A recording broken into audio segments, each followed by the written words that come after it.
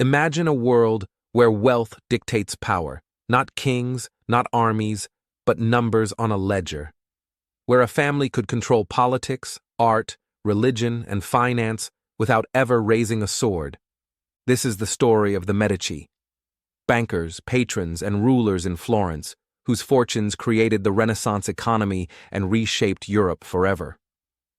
But here's the twist. Behind their glittering palaces, cathedrals, and masterpieces lay secrets, betrayals, and financial gambles that almost destroyed them, and whose lessons still echo in today's banking empires. Florence, early 1400s, a city of narrow streets, towering cathedrals, and bustling markets. Trade flourished, wool, textiles, and precious metals flowed through its workshops. But behind this commercial success, a financial revolution was brewing. Enter the Medici.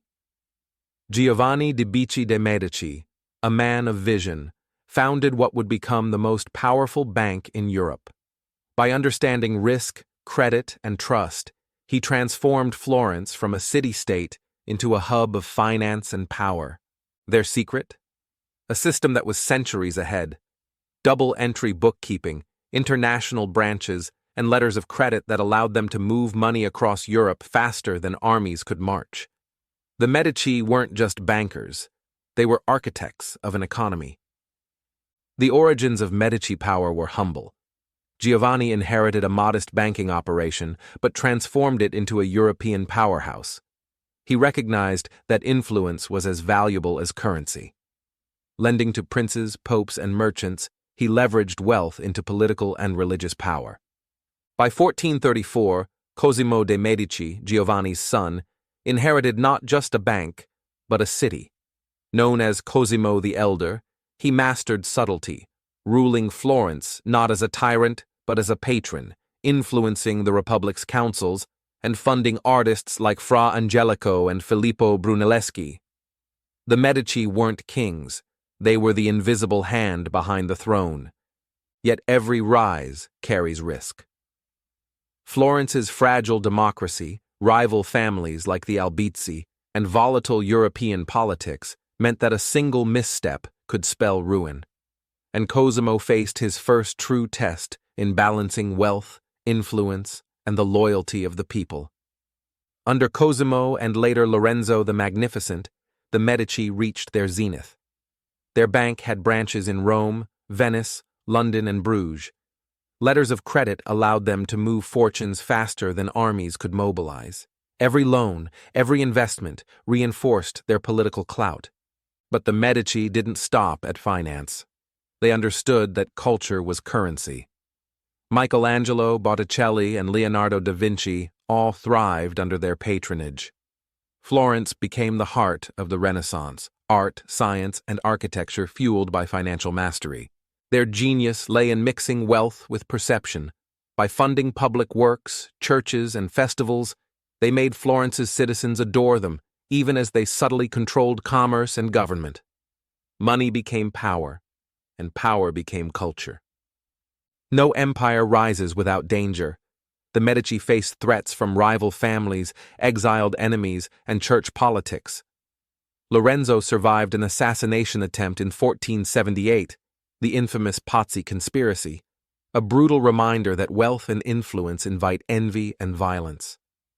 Financially, the Medici Bank also faced instability. Wars, defaults by monarchs, and reckless loans to European rulers strained their operations. By the early 16th century, mismanagement, poor investments, and political pressure caused several branches to collapse. Yet the family's combination of cunning, alliances, and sheer reputation allowed them to survive crises that would have destroyed ordinary bankers. Despite their brilliance, not every gamble succeeded. By 1494, Lorenzo's grandson, Piero the Guti, mismanaged loans to the French monarchy, leading to Florence being invaded. The Medici were expelled from the city.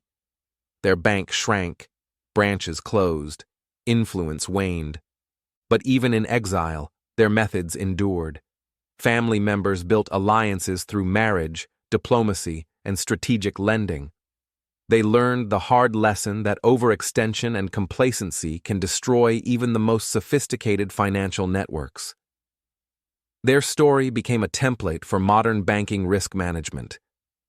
The Medici repeatedly attempted to restore their dominance. Investments in mining, international loans, and political marriages were meant to re-establish influence. Some succeeded temporarily, but corruption, war, and market volatility often undermined these efforts. Their financial strategies, while sophisticated, were vulnerable to the same forces modern banks face: over-leverage, political risk, and human error. The Medici learned that financial empires, like human ones, require constant vigilance. The Medici story isn't just history. It foreshadows the modern global economy. Patterns repeat. Over-leveraged banks create financial crises. Strategic alliances and reputation can save firms from collapse. Patronage and culture remain tools for influence. Consider modern parallels. J.P. Morgan, Goldman Sachs, and multinational investment firms face crises, bailouts, and political scrutiny. Yet their survival often hinges on strategy, alliances, and trust, echoing Medici principles.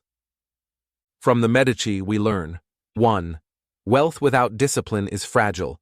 Financial brilliance alone cannot withstand political or human risk. 2. Influence is currency. Patronage, alliances, and perception amplify financial power. 3. Risk management is timeless. Diversification, cautious lending, and strategic reserves prevent collapse.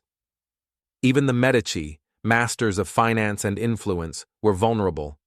Modern empires, corporations, banks, nations face the same risks. History repeats itself for those who ignore lessons of power, ambition, and human behavior. The question remains: who today holds wealth and influence like the Medici, and will they rise or fall when the next crisis hits? If you want more stories of triumph, near collapse, and financial genius that shaped the world, subscribe to Financial Club, hit the bell, and join a community uncovering the hidden patterns of money, power, and human ambition. Comment below: which historical financial empire should we explore next?